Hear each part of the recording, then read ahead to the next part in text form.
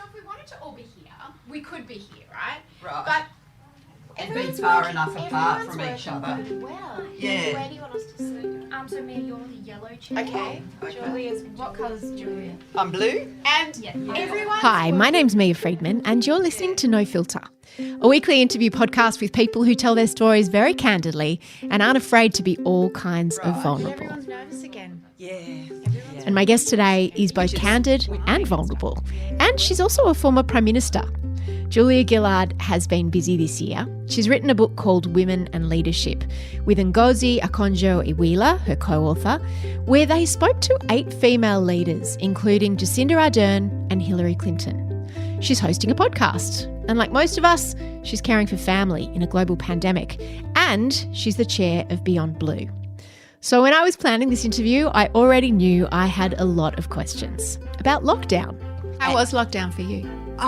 It was at one level fine. I've had various periods of self-isolation, and I'm heading into another one returning from Sydney to Adelaide. I've been fine with it. I'm grateful that, amongst my family, friends, colleagues, basically everybody's okay. And in a world like this, if you can say that, then everything else is upside. About her relationship. What about Tim? Is he living with you in Adelaide or does he still live in Melbourne?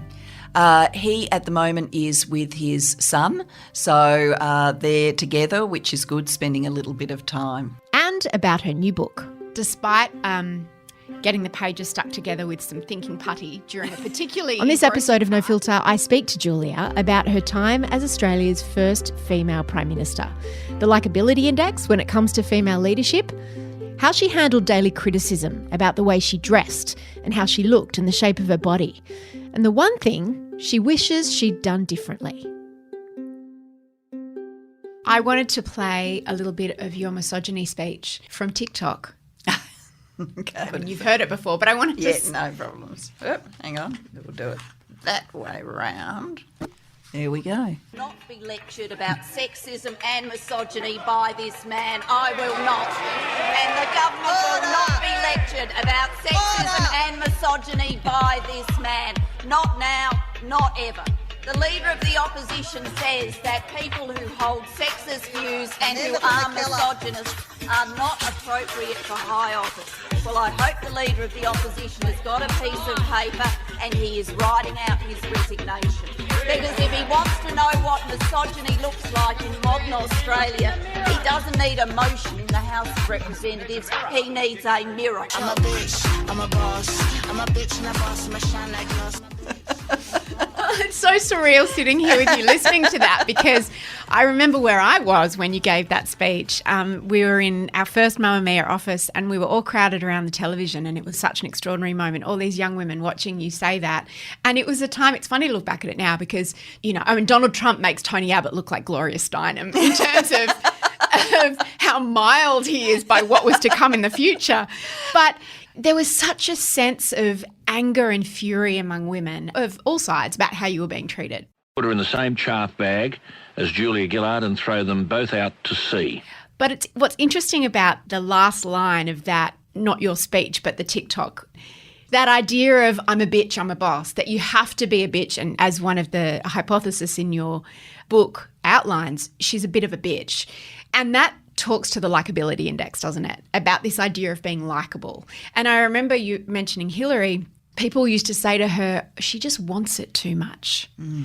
As if wanting to be presumably if you're actually campaigning to be the president, you should want to be the president. You should want to be the president. We talked to Hilary about the comparison with Beto O'Rourke, who you would remember was questing for the primary. Ultimately, Joe Biden came through. But he famously had that Vanity Fair interview where he said, man, I was born for it to be president. And there was an adverse reaction to that. It didn't go well for him. But when you look at that interview, he used other lines like, I'd be good at it. And they didn't get an adverse reaction. No. And you imagine, if Hilary or any other woman owned it as much as that, how adverse the reaction would be. And so we talk in the book about how we've interviewed these 8 incredible leaders, and when you talk to each of them, they tend to say things like, I was lucky, I was supported, I thought it was going to be someone else. I was surprised when it ended up being me. I had a great team. I had a great team, and I'm sure they're 100% genuine in all of those sentiments.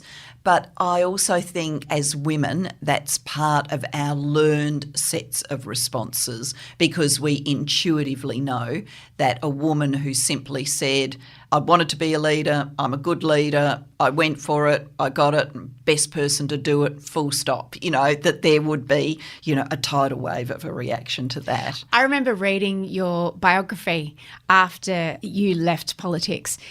And I remember you were outlining the fact that you passed the most legislation of any government, and it was a hung parliament, and you were very boldly but very factually stating your accomplishments. In the years in which I've served as Prime Minister, predominantly I have faced a minority parliament, and I've also faced internal division within my political party. I am very proud of what this government has achieved, which will endure for the long term. Very proud of the way in which we achieved health reform against the odds with newly elected Conservative leaders. Very pleased that we pushed through and put a price on carbon. It felt, I won't say uncomfortable, but it felt daring. Right. To own your accomplishments. And I realised how unfamiliar that was. It's interesting because I record a podcast too, a podcast of one's own. Cutting my grass, Julia. Yeah.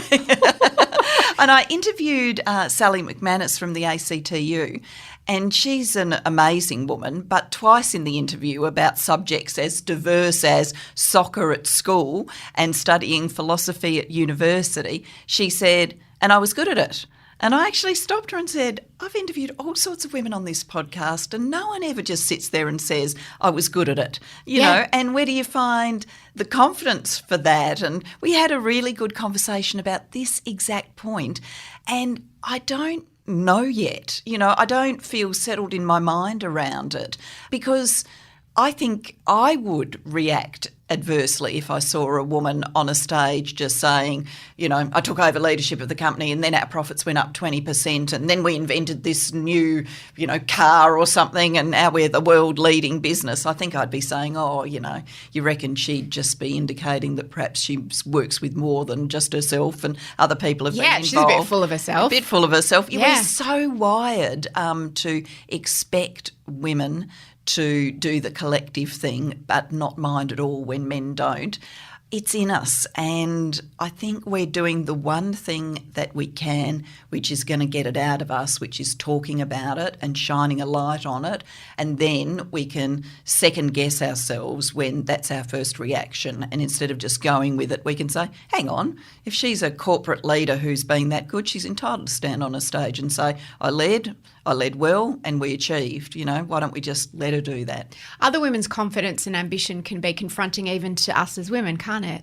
Yeah, when we talk about sexism and stereotyping, I think we fall for this sense that, really we're talking about men and really we're talking about a small group of men and most people don't have those stereotypes in their head. What the psychological research shows is that we've all got it in our heads. Yeah.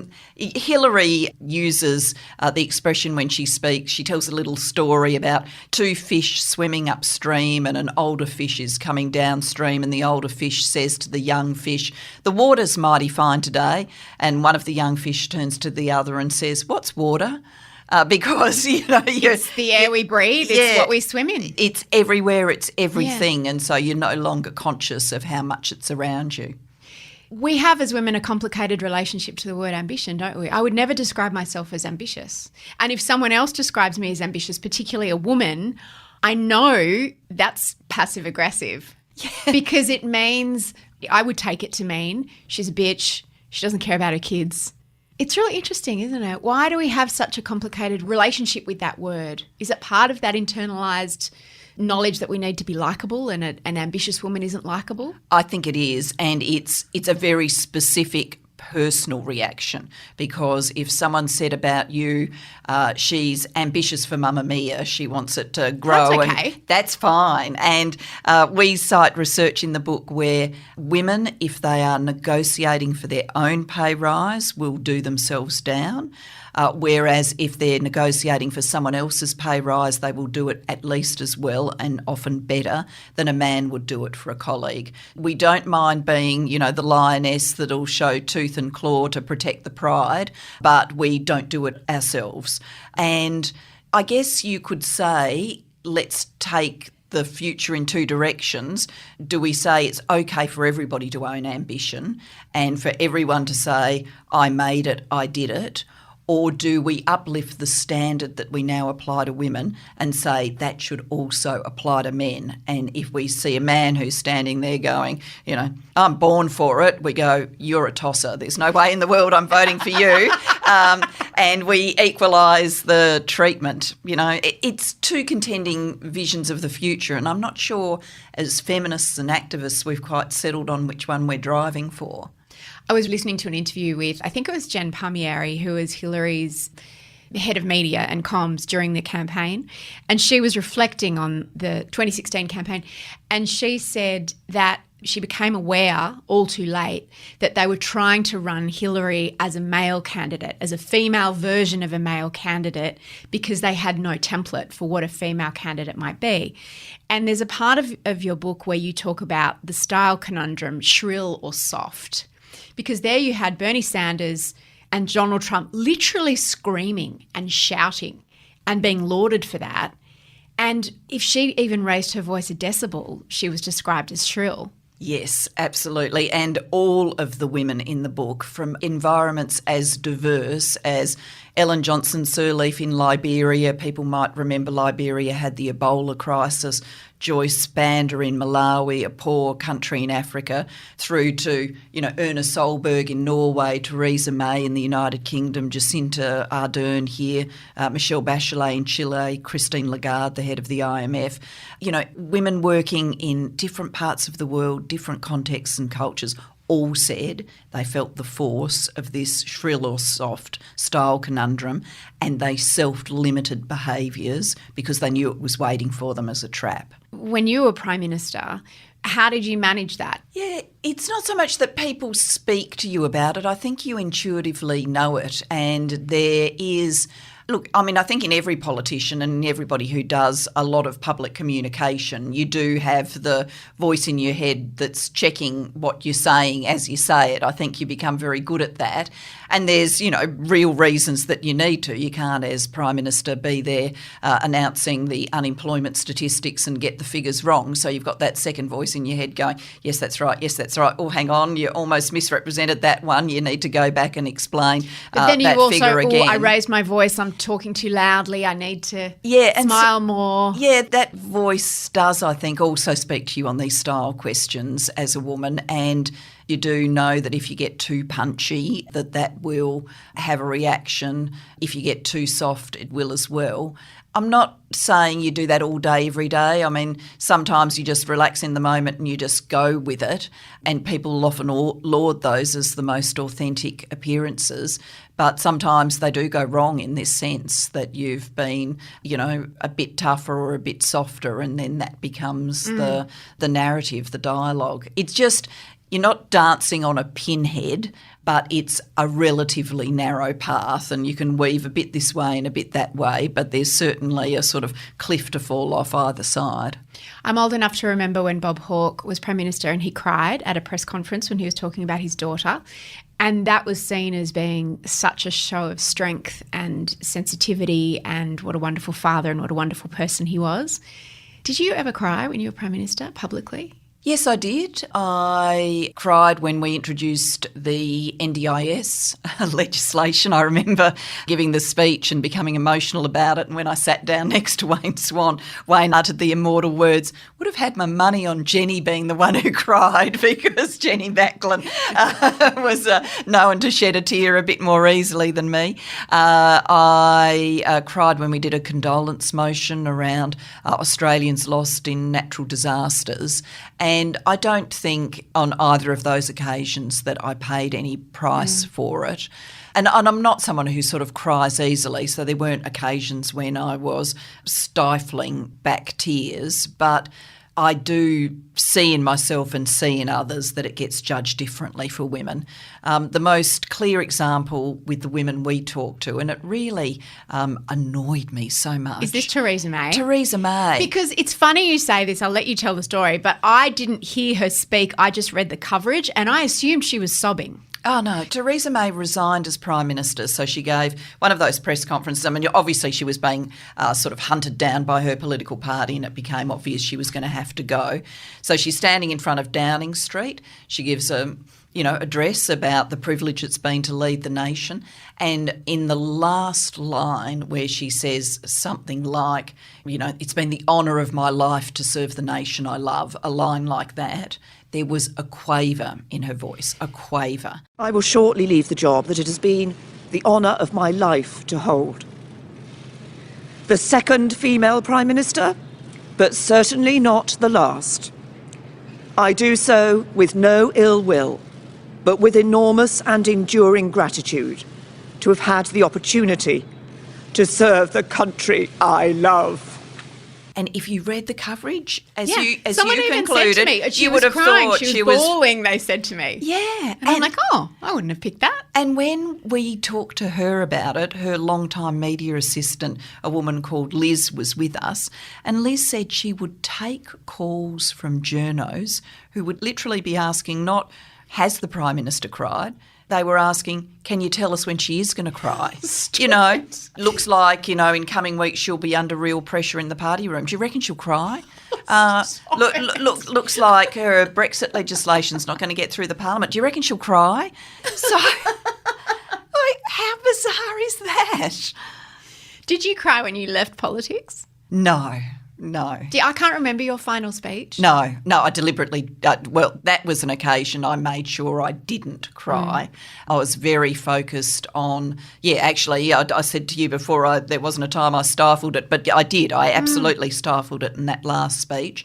I was determined to not give the press gallery and others the satisfaction of thinking they'd got to me. It's funny speaking to both Kevin and Malcolm Turnbull about how dark things got for them after they left politics. And I asked both of them if they had gone to therapy, and they were both quite dismissive of the idea because they both said someone would have leaked it and they would have been ridiculed for it. And I found that so sad. It is really sad, but I'm not surprised that either of them said that. And I think there would have been, not the therapist. I wouldn't have expected Tony Abbott to go, but I just thought Malcolm Turnbull and Kevin would have been a little more, a little bit more open to that, a little less. Oh, but I must admit I haven't listened to those podcasts, but was it that they weren't personally open? No, they were worried that it was going to be weaponised. Yeah, against them. And that, unfortunately, is not an irrational fear. What did you do when you left? I didn't consider therapy, not because, obviously with my Beyond Blue hat on, we talk to people about help seeking and early intervention. If I thought I was getting into trouble, then I definitely would have. But for me, my healing kind of strategy was retreat. I needed to be in my own space with, my people, my long-term friends, my family, and just grieve it a bit. And I wanted to do that, and also the Times imposed that on me because I knew if I was spotted anywhere during the election campaign that would have been used as a distraction, and I didn't want to be a distraction for Labor. You didn't want to be a miserable ghost. Yeah, well, but even, realistically, if I'd just been sauntering through a shopping centre, the likelihood of someone ringing the media and getting shots and that. So you were in lockdown essentially. An early adopter of lockdown. An early adopter of lockdown. I spent the time at home in Altona, made sure I didn't get caught by cameras anywhere, went for walks each day but carefully scouted out walks. I left once, I snuck a trip to Canberra when everybody's cavalcade was well out of Canberra to have a farewell lunch with the senior public servants I'd worked with, and I managed to do that without getting caught anywhere, but I was really conscious of it. And it wouldn't have been,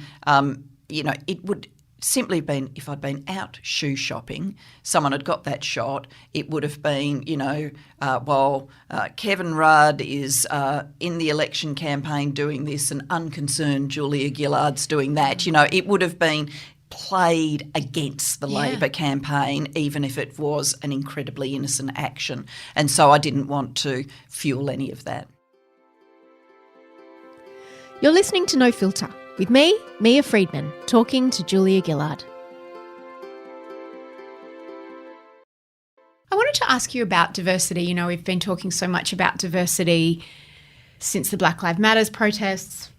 Something that's not spoken about much is diversity of class.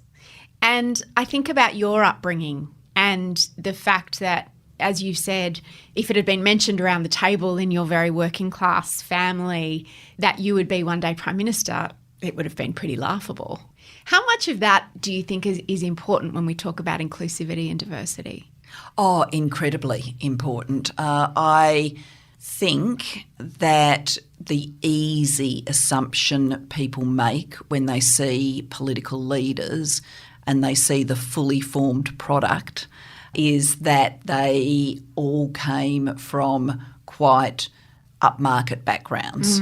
And one of the things we explore in the book is the backgrounds of each of the 8 women leaders, some of them more privileged than others, some of them very impoverished, but none of them came from the elite of their societies. None of them came from the families that people would look at and say, that's the kind of family that's going to have a politician in it, that's the kind of family where our next president or prime minister is going to come from. None of them were those kinds of families. The closest would be Michelle Bachelet from Chile. Her father was a general, and so in a sort of stratified elite in their society, but that all came to a crashing end for her when there was the military takeover, the fascist dictatorship, and then her father was imprisoned and tortured until he died.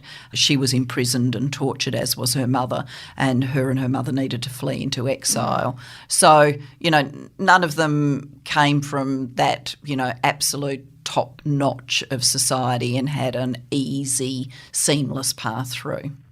Another type of diversity that we've touched on is this physical diversity and style diversity. And I just think about Donald Trump and Boris Johnson. Like, I imagine a female, and you reference in the book as well, a female leader presenting herself like Boris Johnson, who refuses to confirm how many children he has. No one, including possibly him, actually knows. In Wikipedia it says somewhere between 4 and 7. And he looks like he's been dragged through a hedge backwards, and that is his style. And you compare that to Scott Morrison, to Malcolm Turnbull, to Barack Obama. There's a real diversity of appearance, isn't there?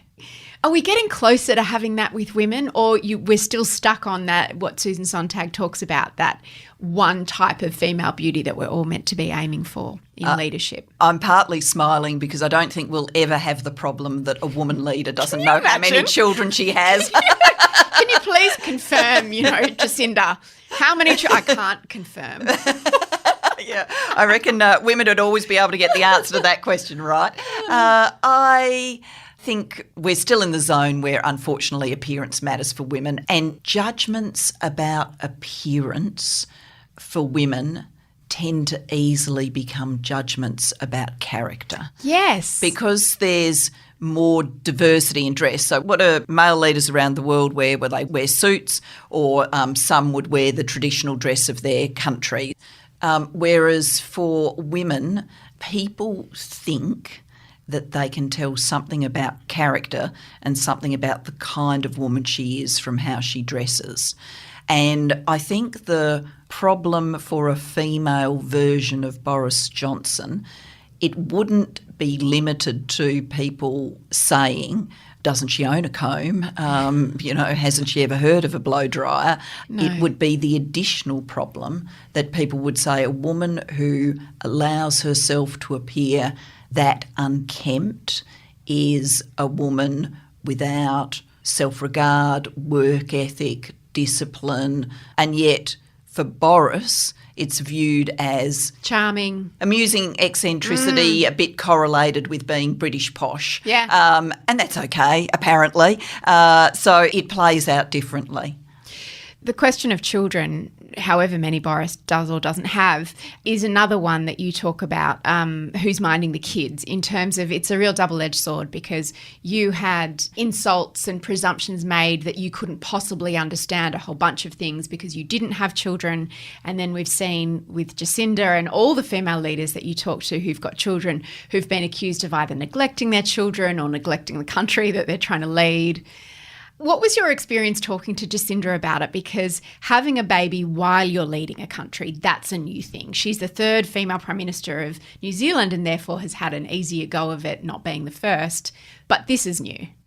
Yes, she's the second woman ever to give birth in office. The other one was President Bhutto of Pakistan. Who hid her pregnancy.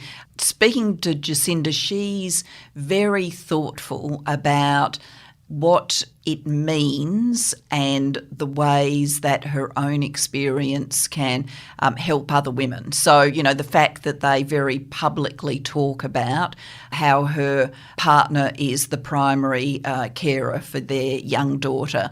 She talks about how women have approached her and written to her and saying, you know, thank you for doing that because it's helped me be more upfront about my family's caring arrangements because we do that and people have thought it was strange and now it seems more normal because you do it. And she's, you know, very upfront about I don't get it all right and I don't feel like it's balanced. I just try and make it work and do the best I can. And I, you know, in part get it done because of a lot of people's support and we have a family network that's incredibly strong. And so she's very open about all of that. And I think that gives women the opportunity to be open about their own struggles too and to not make it look like, you know, we turn out of the door every day looking perfect, ready to go for work, and we never have any problems making this all add up. You write also, in fact, one of the second hypothesis in the book is it's all about the hair. You talk extensively with all the women in the book, and Hilary states that she worked out that she spent 25 days during the campaign getting her hair and makeup done and faffing around with clothes, which is like a tax that men don't have to pay. It's like a tax on female leaders' time. Absolutely. I mean, it's a staggering statistic, you know, that many days lost to getting hair and makeup done. And yet if she hadn't done it, she probably would have lost 100%. more days to the coverage about it. And this is it raises very basic questions about how we see and judge male and female appearance. We talk in the book, there's a beautiful quote by a philosopher, Susan Sontag, who talks about how we easily incorporate two standards of male beauty. So you can be viewed as a attractive man because you're, that sort of boy band, young, smooth-skinned attractiveness that every boy band across the ages has always had. We view that as attractive. But we also view Sean Connery as attractive, so older, rougher, lined, heavier. With women, we really only have the first standard. We have the youthful standard. And every year or part of ageing that takes you further away from that standard is, in Susan Sontag's words, viewed as a defeat. Yeah. And I think that is true. We don't really have those older images of women. And so female leaders, women in the public eye, have to strive as much as they can to still maintain this earlier, younger look. And it's just burdensome time-wise. And the option they don't have available to them is the option that basically every male leader in the world exercises, which is, they have a shower, have a shave. Obviously, women don't have to do that, shave their face, but have a shower, have a shave, get a suit on, walk out the door. Hilary Clinton, no one could have done that. And that doesn't mean, that for women who are vitally interested in fashion and it's their pleasure and their fun and their hobby and that's what they like to do and they like to pick clothes and they can't imagine a world where they're doing anything other than that. They like to think about what they're going to wear. That's perfectly legitimate. I'm like that. Yeah. I love it. And Julie Bishop was like that. And Theresa May. And Theresa loves her shoes. Loves her shoes. And Julie said the same thing that you said in the book, which is both of you were advised to wear bright coloured jackets like canary yellow and bright red and bright pink. And she said she did that for a while. And then she was like, that's not me. I don't want to do that. I want to wear, black, and I want to wear sequins sometimes. And she gets real joy from that. I don't get the vibe that that's your joy. No, I mean, it's never been a particular interest of mine, fashion. I mean, everybody likes to, look sort of good enough, but if I had discretionary time on a Saturday afternoon, I would. You wouldn't be with me at Westfield. I wouldn't be with you at Westfield, and in terms of my reading material, a fashion magazine, wow, I would have to have gone through every book in the house and had my Kindle broken down before I'd be reaching for a fashion magazine. That's just not me. So how did you approach it when you were Prime Minister? Yeah, look, it's just another task, really. I mean, you can't just wander around shopping because you'd get crowds everywhere, and so, and security issues and all the rest of it. And also you had a country to run. And you had a country to run. So you wanted to make it as quick as possible. So you would have people who would, bring clothes for you to try on to where you were, the lodge, Kirribilli if I was in Sydney, and you'd select some of them and then the rest of them would go back and you'd I would try and do it as quickly as possible. You settled on a look quite early on, which was tailored jackets, pants mostly, and like sort of camisole-y things underneath, and you just seemed to get on with it. And you talk in the book about your advice towards the end for women is to pick and stick, really. What we try and do in the book is not say this is the way to do it.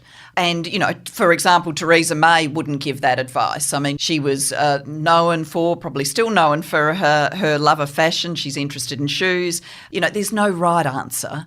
But what we're trying to say is be aware of the consequences. The day after you became Prime Minister, you gave a speech and you wore a jacket. Yes. And what happened after that? We've referred to it ever since as the jacket that divided a nation. What was that jacket? Oh, honestly, it was Canberra. It was winter, so it was bloody cold. And I was going to a shopping centre, so in a car park, up through the lift, a walk through a shopping centre, talking to people, and then back into the car. And it was a sort of 3/4 length, coloured jacket. What colour was it? Was it lots of colours? Like, I'm trying to remember what could possibly have been so notable about it to divide a nation. It was multicoloured, yeah. So, and so then what was the coverage? Everything. I mean, all of the TV newses, the newspapers, front pages, dial-in polls, what you thought about the jacket. And this is day one? So that wasn't the day I was sworn in, that was the next day. But you know what, I feel like we're impeaching the jacket in a way. And I'm not sure it was the jacket's fault. Maybe it wasn't the smartest choice in the world, but I suspect that whatever I had worn that second day would have been the subject of commentary. So if I'd gone for the most neutral suit look in the world, a navy, very traditional female suit, I reckon the commentary would have been clearly motivated to adopt a classically tailored look the Prime Minister on her first full day in office was wearing, blah, blah, blah, blah, blah. There would have been no way out of it. And should have worn sequins and really messed with their heads. Oh, God. And if Can you imagine? Well, I think that would have been a problem. Remember Cheryl Curnow and the feather boa and all of that kind of stuff. I mean, these things become the caricature. What would you have done differently? Look, I don't think... Would you have called out the commentary? You said there are two things as far as gender goes that you would have done differently. Yeah, with the benefit of a time machine, I would call it out earlier. I thought it would, equalise over time. Gender would be a part of the reception of the first female Prime Minister, but not an ongoing feature. So I thought you'd just wait it out and it'll sort itself out. That wasn't right. And so I missed the moment to take issue with it originally. So could I, in those early weeks, if the commentary, as it did, was often on my clothes, could I, should I, in those early weeks have said at a press conference, you know, the substance of this discussion is about the economy or whatever. If you're motivated to write a piece out of this that is about what I'm wearing today, I'd invite you to have a think about whether you would have done that had this announcement been made by a male Prime Minister. And I think some of, you know, there would have been a sort of throwing back of heads, and some in the Canberra Press Gallery would have thought they'd been insulted. Some would have been very defensive. It would have obscured the news in the actual announcement because they all would have talked about that. But maybe it might have named and shamed a little bit. Got them thinking, and then next time they did it, perhaps it wouldn't have been quite the same. Thank you. Thank you. Awesome. I got so much out of this interview with Julia, and I hope you did too. I will never forget the sight of her in this global pandemic when she arrived at the Mamamia office, syncing her phone. We have a QR code like a lot of businesses and offices do, where visitors have to answer a few survey questions about any potential exposure to COVID. And you kind of would think that that's something that an ex-Prime Minister would have minions to do, but no, Julia got her phone out. She got straight into it, and she was so lovely. You'll have to go to my Instagram page and have a look at the very hilarious social distancing photos that we did, because of course everybody that was in the office when she came in was very excited and wanted to get a photo with her, but we had to socially distance, so we looked like we were some weird kind of girl band in a strange film clip. It was very funny. Anyway, she is as warm and delightful as ever, and she seems really, really happy. You can buy her book, Women and Leadership, at any good bookstore or at Booktopia. And if you would like to hear more from our former Prime Ministers, we have a bunch. You can check out my other interviews with Kevin Rudd and Malcolm Turnbull, but not Tony Abbott, because even though he was Minister for Women, he always refused to be interviewed by anyone from Australia's only women's media company. Go figure. We'll put the link to Kevin and Malcolm in the show notes. And if you like this episode, please share it with a friend. This episode was produced by Leah Porges. The executive producer of No Filter is Eliza Ratliff. And I'm Mia Friedman. I'll see you on mamamia.com.au.